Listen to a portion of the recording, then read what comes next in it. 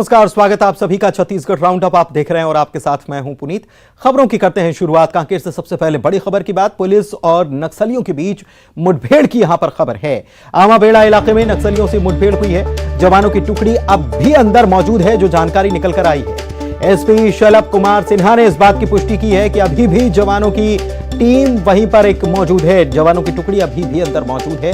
आमाबेड़ा इलाके में नक्सलियों के साथ मुठभेड़ हुई है। आपको बता दें कि शहीदी सप्ताह हाल ही में मनाया गया और शहीदी सप्ताह समाप्त भी हो चुका है, लेकिन इसके बावजूद यहां पर नक्सलियों का मूवमेंट था और आमाबेड़ा इलाके में नक्सलियों से मुठभेड़ हुई है। हालांकि और जानकारी अभी इस मामले में सामने नहीं आई है कि कितनी देर मुठभेड़ चली है, क्या अभी भी जारी है। जवानों की टुकड़ी क्या जो वहां पर फंसी हुई थी अंदर मौजूद थी, क्या उसके लिए बैकअप के लिए कोई टीम भेजी गई है या फिर टीम वहां से निकल चुकी है। हालांकि पहले जो जानकारी आई थी उसके मुताबिक एसपी शलभ कुमार सिन्हा जो है उन्होंने इस बात की पुष्टि की थी कि जवानों की एक टुकड़ी अब भी अंदर मौजूद है। डिप्टी एडिटर हमारे अभिषेक शुक्ल इस वक्त हमारे साथ जुड़े हुए हैं, उनसे जानकारी लेते हैं। अभिषेक जी, क्या जानकारी इस मुठभेड़ के बारे में, क्या अभी भी ये मुठभेड़ चल रही है? देखिए, मुठभेड़ को लेकर बहुत विस्तृत जानकारी नहीं आई है, क्योंकि एसपी के मुताबिक ये अभी जो जवान है अंदर मौजूद है, जब वो बाहर आएंगे तो ज्यादा डिटेल पता चल पाएगी। लेकिन ये उन्होंने कंफर्म किया है कि आमाबेड़ा इलाके में ये मुठभेड़ हुई है पुलिस और नक्सलियों के बीच में, और जब वो बाहर निकलेंगे तो क्या उनको सफलता मिली है, किस तरीके का किसी को नुकसान हुआ है, ये तमाम डिटेल पता चल पाएंगी। फिलहाल सिर्फ ये अंदरूनी इलाका है काफी, और वहां पर नेटवर्क की भी दिक्कत है, इसीलिए और कुछ सुरक्षा के लिहाज से भी बहुत ज्यादा डिटेल्स नहीं बताई जाती है जब तक जवानों की टुकड़ी बाहर आ जाए। तो जब जवान बाहर निकलेंगे पुलिस तो तब पता चलेगा कि आखिरकार उस मुठभेड़ में क्या कुछ हुआ है। लेकिन मुठभेड़ हुई है और बड़ी जबरदस्त मुठभेड़ हुई है, इस बात की पुष्टि उन्होंने जरूर की। कुछ नक्सलियों की कितनी मौजूदगी थी कि संख्या में, ऐसी कुछ जानकारी या फिर बैकअप भेजने की कुछ बातें? ये जवानों की टुकड़ी के बाहर निकलने का इंतजार किया जा रहा है, जैसा कि एसपी ने बताया। तो इसका एक संकेत ये मिलता है कि मुठभेड़ खत्म हो चुकी है, और क्योंकि उनका कहना था जब जवान बाहर आएंगे तो डिटेल पता चलेगी, उससे आप अंदाजा लगा सकते हैं कि मुठभेड़ खत्म है और जवानों के बाहर निकलने का इंतजार किया जा रहा है। क्योंकि कितने जवान, ऐसी कुछ जानकारी निकल कर आई है? जी पुलिस, सवाल दोहराएंगे। टुकड़ी में जवानों की संख्या कितनी है, इस बारे में कुछ जानकारी? ये चीजें सिक्योरिटी के लिहाज से ओपन नहीं की जाती है, खासकर तब जबकि जवान की पार्टी अंदर हो और मुठभेड़ हो रही हो, तो संख्या कोई भी जो अधिकारी है वो इसको डिस्क्लोज नहीं करता है। और ये जरूर है कि बहुत दुर्गम इलाका है, और अच्छी बात यह है कि बरसात में आमतौर पे जो ये सर्चिंग ऑपरेशन बंद होते थे, इस बार जवानों ने बरसात में भी सर्चिंग ऑपरेशन जारी रखा है और नक्सलियों को लगातार डोमिनेट कर रहे हैं। इसीलिए उम्मीद की जानी चाहिए कि कुछ जवानों की टुकड़ी जो अंदर से आएगी कुछ बेहतर और पॉजिटिव खबर लेकर आएगी, और इसी का इंतजार उनके अधिकारी भी कर रहे हैं कि जब टुकड़ी बाहर आ जाए उसके बाद तमाम डिटेल्स वो ओपन करेंगे। बहुत शुक्रिया आपका इस बड़ी खबर पर जानकारी के लिए। तो जब टुकड़ी बाहर आएगी तब बहुत सारी जानकारियां और निकल कर आएंगी कि कितनी संख्या में नक्सली वहां जुटे थे, कैसे उनसे मुकाबला हुआ, कितना नुकसान नक्सलियों को पहुंचाया हमारे जवानों ने। लेकिन अभी इंतजार किया जा रहा है कि टुकड़ी बाहर आ जाए। बढ़ते आगे, छत्तीसगढ़ से एक और बड़ी खबर की बात करते हैं। छत्तीसगढ़ में एक बार फिर से रेल यात्रियों की मुसीबत बढ़ने वाली है, परेशानी बढ़ने वाली है। वजह क्या है? वजह है रेलवे ने 68 ट्रेनों को एक बार फिर से रद्द कर दिया है। जी हां, थोड़ी बहुत भी नहीं, 68 ट्रेनें रद्द की गई हैं। अप डाउन ट्रेनें हैं। नागपुर रेल मंडल में दरअसल मेंटेनेंस का काम चल रहा है, तो आप समझ सकते हैं कि नागपुर रेल मंडल में मेंटेनेंस का काम चल रहा है तो कौन सी ट्रेनें प्रभावित हुई हैं और कितना ज्यादा असर इसका पड़ने वाला है, क्योंकि 68 ट्रेनें छत्तीसगढ़ से गुजरने वाली जो ट्रेनें हैं उनको रद्द कर दिया गया है। मेंटेनेंस का काम जो है वो लगातार चल रहा है, और इसकी वजह से कल से लेकर तो 14 अगस्त तक, यानी कि एक बड़ा समय है, और इतने दिन तक ये ट्रेनें प्रभावित रहने वाली हैं। तो ये एक बहुत चिंता की बात ट्रेन में सफर करने वालों के लिए, क्योंकि इसके पहले भी हमने देखा कि छत्तीसगढ़ में लगातार कोल परिवहन के नाम पर, कभी मेंटेनेंस के नाम पर, कभी विद्युतीकरण के नाम पर तमाम तरीके से जो दलीलें दी गई और उसके बाद ट्रेनें रद्द की गई। विनोद हमारे सहयोगी हमारे साथ जुड़े हुए हैं, उनसे बात करते हैं इस खबर पर। विनोद, वाकई में ये केवल परेशानी का सबब नहीं है लेकिन चिंता की बात भी है, क्योंकि जिन्होंने अपनी रेल यात्रा तय कर रखी होगी, टिकट ले रखा होगा, अचानक से खबर आती है कि कल से 14 तारीख तक ट्रेनें रद्द कर दी गई हैं क्योंकि मेंटेनेंस का काम चल रहा है।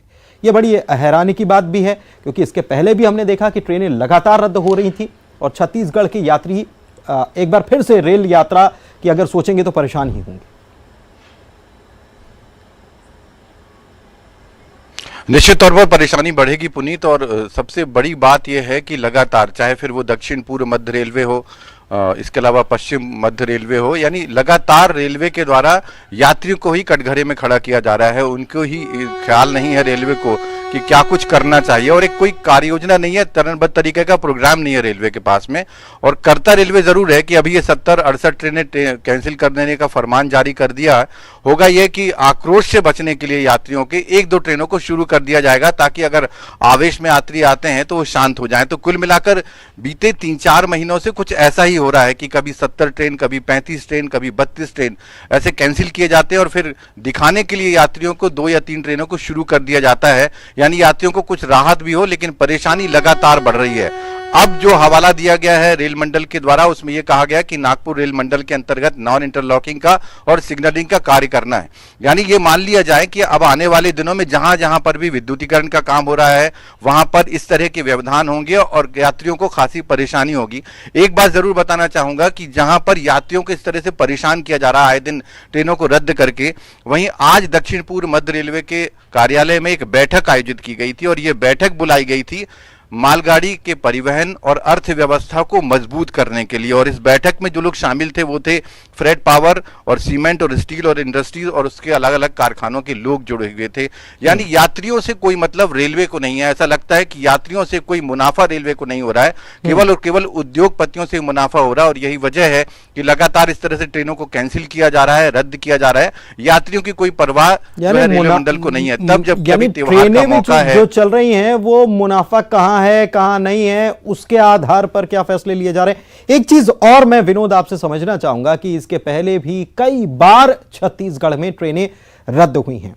कोल परिवहन के नाम पर ट्रेनें कम ही रद्द हुई हैं, ज्यादा तो दलील दी गई कि इंटरलॉकिंग, नॉन इंटरलॉकिंग, सिग्नल, तमाम चीजों का काम किया जा रहा है। लेकिन यह तो तय होगा ना कि काम करना है, कब काम करना है, कितनी दूरी पर काम करना है। जैसे नागपुर लाइन पर काम करना है या इसके पहले कहीं और लाइन पर काम चल रहा होगा, तो कितने दिन में यह काम पूरा होना है, इसकी एक पूरी प्लानिंग हुई होगी। और इसकी प्लानिंग यात्रियों से साझा करने में क्या दिक्कत है। अचानक से बोल दिया जाए कि 68 ट्रेनें रद्द हैं, जिसका टिकट कराया होगा सब धरा के धरा रह गया। देखिए, दिक्कत इसी बात की हो रही है। ऐसा नहीं है कि जहां पर भी नॉन इंटरलॉकिंग के काम हो रहे होंगे, जहां पर सिग्नलिंग का काम हो रहा होगा, विद्युतीकरण का काम हो रहा होगा, उनकी टेस्टिंग हो रही होगी, निश्चित तौर पर एक चार्ट जो है वो रेलवे के पास होगा। फिर चाहे वो दक्षिण पूर्व मध्य रेलवे हो, पश्चिम रेलवे हो या मध्य रेलवे हो, तमाम जगह पर होगा जहां जहां से ये ट्रेनें गुजरती हैं, जिन जिन रेल मंडलों से होकर के। लेकिन आनन फानन में इस तरह की घोषणा कर देना, अभी 2-3 ट्रेनों को 2 दिन पहले ही शुरू किया गया रेल मंडल के द्वारा और राहत की बात नजर आई कि अब यात्रियों के लिए सुविधा फिर से शुरू हो जाएगी। लेकिन ऐन त्योहार के मौके पर अब एक बार फिर से ये फरमान जारी कर दिया कि एक साथ 68 ट्रेनों को रद्द करने का फरमान जारी किया है।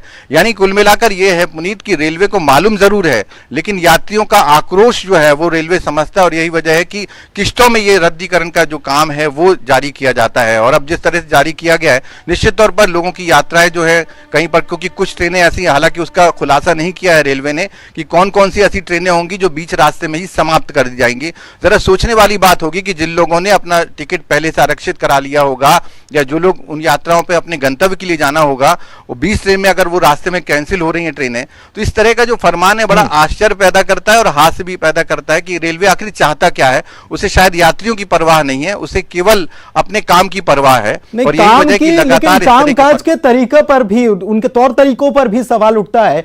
रक्षाबंधन का त्योहार बिल्कुल सामने है और अचानक से खबर आए कि ट्रेनें रद्द हैं। समझना होगा रेलवे को कि कोई भी फैसला लेने के पहले कितनी, एक रेलवे को उसकी लाइफलाइन कहा जाता है हिंदुस्तान की, और आप इस तरीके से फैसले लेंगे तो ये लोगों के लिए परेशानी और नाराजगी का भी सबब बनेंगे। बहुत शुक्रिया आपका इस जानकारी के लिए विनोद। बढ़ते हैं आगे अगली खबर की बात। बलौदा बाजार के बिटकुली गांव में कुछ दिन पहले हुई मारपीट के मामले में आरोपियों की गिरफ्तारी नहीं होने से ग्रामीणों का गुस्सा भड़का। आरोपियों की गिरफ्तारी की मांग को लेकर बड़ी संख्या में एसपी दफ्तर लोग पहुंच गए, जमकर हंगामा कर दिया। ग्रामीणों और पीड़ित परिवार का कहना है कि अगर एक्शन नहीं लिया जाता है, पुलिस एक्शन दरअसल ले ही नहीं रही है और पुलिस कर्मियों को समझाने के बाद हालांकि ग्रामीणों का गुस्सा शांत हुआ। एसपी कह रहे हैं कि इस मामले में 3 आरोपियों की गिरफ्तारी हो चुकी है, बाकी 15 को जल्द ही हम गिरफ्तार कर लेंगे। तो हम अपराधी ला जल्द से जल्द ढूंढ कर कड़ी से कड़ी फांसी की सजा हो, ये सब चीज के लिए आए हैं। और हमारा धमकी मिला, हमारा रात सो सका था ना दिन नहीं सो सका था गुंडा मन की वजह से। और रविवार रात 10:30 बजे बाद आज होती 4-5 दिन होते, कुछ तो पता चलना चाहिए, लेकिन अभी भी पुलिस में कुछ नहीं कर पा पकड़ मन के। 7 की रात को जो एक घटना हुई थी जिसमें बिटकुली गांव के एक प्रार्थी साहू, उनके घर पे पास के ही दूसरे गांव के कुछ लोग आकर के काफ़ी लड़ाई झगड़ा किए थे, मारपीट की थी, जिसकी रिपोर्ट उन्होंने करवाई थी, जिस पर पुलिस विभाग द्वारा तत्काल त्वरित कार्रवाई करते हुए गंभीर धाराओं का समावेश करते हुए 3 आरोपियों को गिरफ्तार किया गया। उसी में अन्य आरोपियों की गिरफ्तारी के संबंध में उन्होंने अपना एक ज्ञापन दिया है और उसी के लिए ग्रामीण बिटकुली के आए थे। हमने उनको आश्वस्त किया है। सूरजपुर के पलमा के ग्रामीणों ने 2 घंटे तक सूरजपुर प्रतापपुर मार्ग में चक्का जाम किया, प्रदर्शन किया। यहां पर कुछ लोगों ने सरकारी भूमि के आने जाने के रास्ते पर अतिक्रमण कर लिया। इसके चलते ग्रामीणों की अपनी कृषि भूमि शमशान घाट तक जाने का रास्ता भी बंद हुआ है। ग्रामीण बीते 3 से 4 सालों से अधिकारियों से शिकायत करते आ रहे हैं। अब मौके पर नायब तहसीलदार पहुंचे, अतिक्रमण किए हुए रास्ते का निरीक्षण कर कार्रवाई का आश्वासन दिया गया। पंचायत जो मार्ग है उसको अवैध रूप से कब्जा कर लिया गया है, जिसमें शमशान घाट रास्ता के लिए जाने के लिए भी उसमें बहुत दिक्कत का सामना करना पड़ रहा है। और अभी जो किसान लोग को बैला गाड़ी अभी उतना पूरा फसल अभी लगाने के लिए बाकी है, उसमें बहुत दिक्कत का सामना करना पड़ रहा है उसमें कि किसी तरह से बैल किस रास्ते में किसके खेती में लेके जाएं। ग्रामीणों का कहना है कि इनका एक पुराना रास्ता था जिसको किसी व्यक्ति के द्वारा अवरुद्ध कर दिया गया है और रास्ते की मांग कर रहे हैं। तो इनके लिए मुख्य प्राथमिक मांग तो यही कि हमारे लिए रास्ता खोला जाए और इनका आवागमन अवरुद्ध न हो पाए, ये सुनिश्चित किया जाए। तो अभी क्या कुछ पहल करेंगे? अब रास्ते के लिए प्रयास करेंगे। सुकमा में 2 सूत्रीय मांगों को लेकर सीपीआई ने धरना दिया। आरोप है कि मुला किसोली खदान को लेकर ना तो ग्राम सभा की गई और ना ही पंचायत में कोई चर्चा हुई। नीलामी प्रक्रिया आखिर फिर कैसे शुरू कर दी गई? सीपीआई ने खदान के आवंटन में पेसा कानून का उल्लंघन करने का भी आरोप लगाया। पार्टी ने इस नीलामी प्रक्रिया को रद्द करने की मांग की। वहीं कोंटा ब्लॉक के कई ग्रामीणों को तेंदुपत्ता तोड़ाई की मजदूरी नहीं मिलने का भी आरोप लगाया गया। पार्टी ने मजदूरों को जल्द मजदूरी देने की भी मांग की है। इन दोनों मांगों को लेकर मुख्यमंत्री के नाम एसडीएम कार्यालय में ज्ञापन दिया गया। ये केवल 2 मुद्दे हैं। एक तो ये कि टिकिरपाल में टीन का खदान है, मुतौंडा में मिट्टी का खदान है, मुला किसोली में ग्रेनाइट खदान और घुसपल्ली का संगमरमर खदान को यहाँ के विधायक अभी जो मंत्री हैं उन्होंने किसी सेठों को बेच दिया।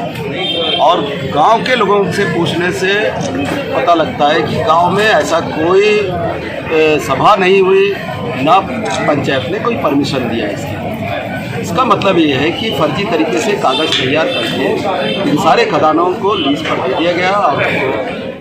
स्वच्छ स्कूल के राष्ट्रीय प्रतियोगिता में कोरबा की साडा कन्या विद्यालय ने बाजी मारी है। स्कूल शिक्षा विभाग और साक्षरता विभाग ने प्रदेश के स्कूलों में स्वच्छ विद्यालय प्रतियोगिता का आयोजन किया था। प्रतियोगिता में प्रदेश भर के 55,000 से ज्यादा सरकारी और निजी विद्यालयों ने हिस्सा लिया। कोरबा के ट्रांसपोर्ट नगर में संचालित साडा कन्या विद्यालय ने बाजी मारी।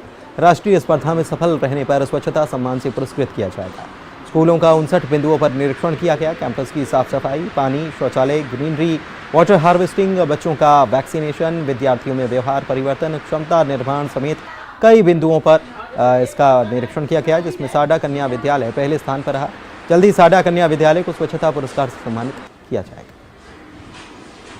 बच्चे इस विद्यालय में आने के बाद पढ़ाई के साथ साथ में मतलब बेहतर महसूस करें और अपना जो जिस कार्य के लिए आते हैं वो अच्छे मन के साथ उसको ग्रहण कर सकें। तो ऐसा एक अच्छा वातावरण देने का प्रयास हम लोग करते हैं। हमारे स्कूल सम्मानित होने जा रहे हैं, बहुत ज़्यादा खुशी की बात है। और इसमें सिर्फ स्टूडेंट या टीचर का भी हाथ है और स्टूडेंट के साथ साथ प्रिंसिपल सर का बहुत बड़ा हाथ है, क्योंकि अगर प्रिंसिपल सर ही बहुत मुख्य होते हैं और अगर सर ही अच्छे से करते हैं तभी बाकी चीज़ें भी अच्छे से होती है, तो सर का बहुत बड़ा हाथ। कोरबा के केएन कॉलेज के 7 एनसीसी छात्रों का चयन आर्मी कैंप के लिए हुआ है। ये सभी छात्र बिलासपुर में आर्मी कैंप में प्रशिक्षण लेंगे।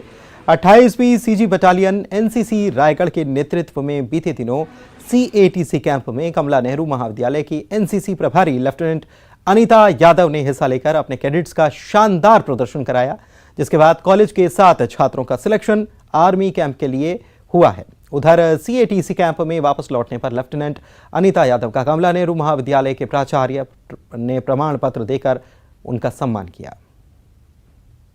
कमला नेहरू महाविद्यालय के 40 से ऊपर के छात्र रायगढ़ में 6 तारीख से लेकर के 27 तारीख तक एनसीसी के ट्रेनिंग में गए हुए थे और वहां से 7 बच्चों का सिलेक्शन थल सेना के लिए बिलासपुर में ट्रेनिंग के लिए हुआ है। वो बच्चे आज की डेट में बिलासपुर गए हुए हैं 1 तारीख से 7 तारीख के ट्रेनिंग में और वहाँ से ट्रेनिंग लेकर के आएंगे। उसके बाद महाविद्यालय परिवार उन 7 बच्चों के से ये अपेक्षा करता है कि देश की सेवा में वो अग्रसर रहें और थल सेना में उनका चयन भी हो। हमारे यहाँ से 7 सीनियर बिलासपुर गए हैं पीएससी कैंप के लिए, फिर उसके बाद उनका सिलेक्शन सागर एमपी के लिए होगा, फिर वहाँ से वो दिल्ली जाएंगे। बहुत बड़ी बात है, अब गए हमारे सीनियर, हम लोग को भी मौका मिलेगा तो हम भी जाएंगे। अभी वो थल सेना में गए हैं बिलासपुर, उसके बाद उनका सागर में होगा, एमपी में मतलब कि जाने का मौका मिलेगा चयन होने के बाद। बहुत बड़ी बात है कि हमारे केएन कॉलेज के विद्यार्थी आगे जाने का मौका मिला उन लोग को। अंबिकापुर के कोतवाली इलाके में एक महिला ने धारदार हथियार से हमला कर एक युवक की जान ले ली। बताया जा रहा है कि बागीचा निवासी महिला किराए के मकान में रहती थी। महिला और मृतक नंदलाल के बीच किसी मामले को लेकर विवाद था। इस बीच गुस्साई महिला ने कुल्हाड़ी से युवक पर हमला कर दिया, जिससे युवक की मौके पर मौत हो गई। आरोपी महिला मौके से भाग निकली। घटना की सूचना मिलते ही पुलिस मौके पर आई, मामला दर्ज किया गया, जांच शुरू की गई।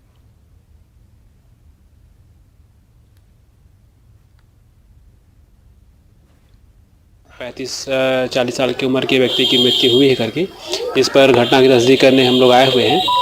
मृतक का नाम नंदलाल है और आज सुबह ही उसकी मृत्यु हुई है और धारदार हथियार से मारा गया है उसको। हम लोग अभी आरोपी की तलाश कर रहे हैं। जशपुर जिले में हाथियों के आतंक से ग्रामीण खौफजदा हैं।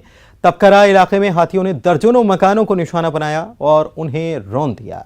सैकड़ों एकड़ की फसलों को भी नुकसान पहुंचाया है। बीते एक हफ्ते से 38 से 40 हाथियों का दल तपकरा इलाके में उत्पात मचा रहा है। तपकरा वन परिक्षेत्र के कंदई बहार, साज बहार समेत ऊपर कछार इलाके में पिछले एक हफ्ते से 35 हाथियों का दल घूम रहा है। 2 दिनों में हाथियों ने 1 दर्जन घरों में तोड़फोड़ की, कई किसानों के खेतों में लगी धान की फसल को बर्बाद कर दिया। हाथियों के आने से ग्रामीण रत जगह करने के लिए मजबूर है।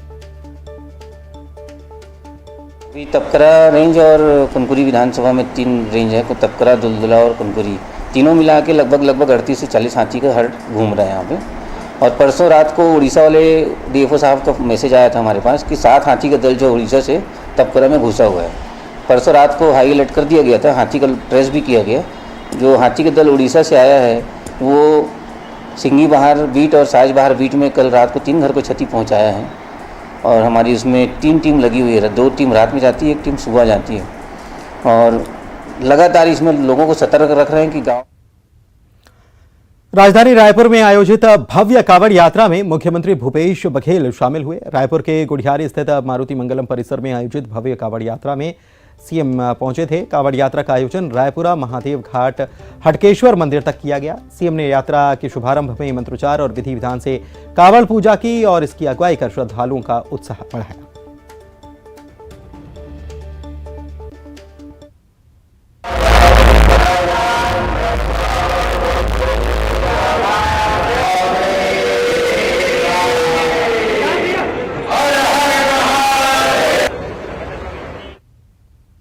वन और पर्यावरण मंत्री मोहम्मद अकबर की शिव भक्ति देखने को मिली। माथे पर त्रिपुंड लगाकर पूरे भक्ति भाव के साथ मंत्री मोहम्मद अकबर भोलेनाथ का रुद्राभिषेक करते दिखाई दिए। कवर्धा के प्रसिद्ध भोरम देव मंदिर में पूरी विधि विधान के साथ वन मंत्री मोहम्मद अकबर ने महादेव का रुद्राभिषेक किया। उन्होंने कहा कि प्रदेश की खुशहाली और अच्छी बारिश के लिए महादेव से उन्होंने प्रार्थना की। उन्होंने कहा कि यहाँ आकर उन्हें बहुत अच्छा लगता है। पहले भी लगातार मेरे को 1998 से कई बार विधानसभा का विधायक बना, चुनाव जीता, तो लगातार यहाँ आना होता है। यहाँ आने के बाद बड़ी प्रसन्नता होती है और सारे लोगों के साथ मिल के जल चढ़ाने का, पूजा पाठ करने का जो आनंद है, तो मैं निश्चित रूप से अपने सभी साथियों का धन्यवाद ज्ञापित करता हूँ। छत्तीसगढ़ में मानसून एक बार फिर से सक्रिय हो चुका है, लेकिन सरगुजा संभाग के किसानों को बारिश के लिए इंतजार करना पड़ेगा। दंतेवाड़ा जिले के बड़े बचेली में 11 सेंटीमीटर बारिश हुई है। बंगाल की खाड़ी में कम दबाव का क्षेत्र बन रहा है। बिहार और झारखंड में कोई सिस्टम डेवलप नहीं हो रहा, इसीलिए उत्तर छत्तीसगढ़ में मानसून एक बार फिर से निराश ही करेगा। मौसम के हालात रहे, प्रदेश में अनेक स्थानों पर वर्षा हुई है। सर्वाधिक वर्षा दंतेवाड़ा जिला में हुई, 11 सेंटीमीटर वर्षा हुई है बड़े बचेली में। और आने वाले 3-4 दिन में अधिकांश स्थानों पर हल्की से मध्यम वर्षा होगी और 1-2 स्थानों पर भारी वर्षा भी हो सकती है। लेकिन आज का जो दिन है, इसमें मतलब हल्की से मध्यम वर्षा होगी और एक आध स्थान पर भारी वर्षा हो सकती है। 1-2 दिन में निर्मित हो जाएगा। उसके कारण दक्षिण क्षेत्र में खास करके रायपुर संभाग, दुर्ग संभाग और ये बस्तर संभाग में बारिश के अच्छे आसार। अभी आने वाले 1-2 दिन में बंगाल की खाड़ी में कम दबाव का क्षेत्र बनने वाला है, बनने जा रहा है। उसके कारण छत्तीसगढ़ में अधिकांश स्थानों पर हल्की से मध्यम वर्षा होगी। साउथ छत्तीसगढ़ में विशेषतः भारी वर्षा की संभावना है। आज और इसी के साथ इस बुलेटिन में फिलहाल इतना ही, लेकिन खबरों का सिलसिला लगातार जारी है।